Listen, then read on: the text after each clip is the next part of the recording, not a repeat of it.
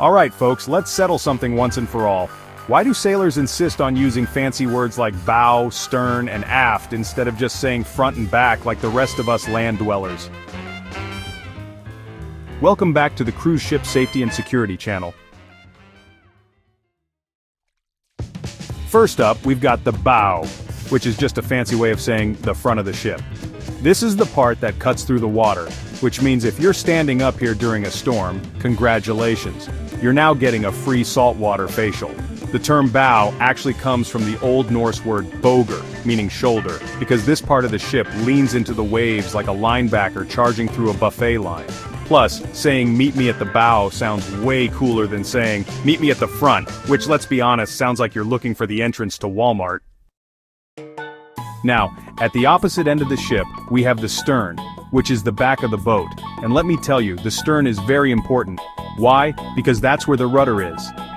Back in ye olden days, ships were steered from the back, which is why the word stern comes from the Old English word steern, meaning to steer. In modern times, the stern is also home to another important feature, the ship's wake.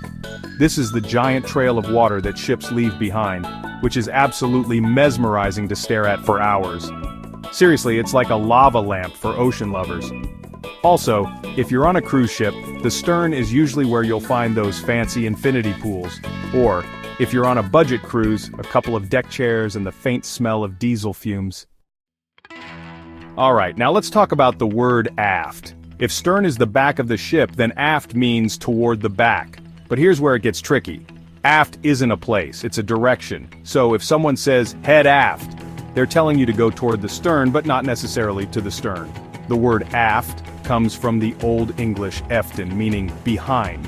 Which makes sense because if you're walking aft on a moving ship, everything behind you is suddenly in front of you. And now my brain hurts.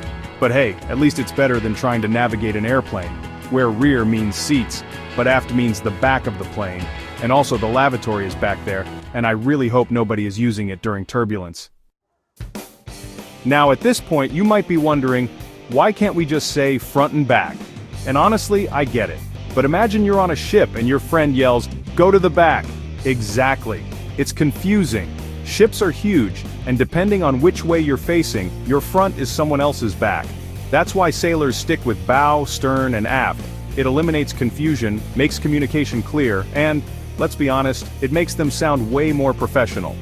Proceed to the stern sounds way more official than hey buddy, go stand over there by the backy part. And there you have it, the mystery of bow, stern, and aft officially solved. Next time you're on a cruise or watching a pirate movie, you can impress everyone with your nautical knowledge, or at the very least not get lost trying to find the buffet. Let me know in the comments, have you ever gotten turned around on a ship, or do you have a favorite weird nautical term? And of course, if you enjoyed this video, give it a big thumbs up and subscribe for more fun cruise facts and travel tips. It costs you nothing, unless you would like to buy us a coffee. If you do, you can find the link in our channel description or by visiting buymecoffee.com/cruiseship. Those that are so kind will get a mention in one of our upcoming videos. Until next time, happy cruising, and may you always know where the stern is.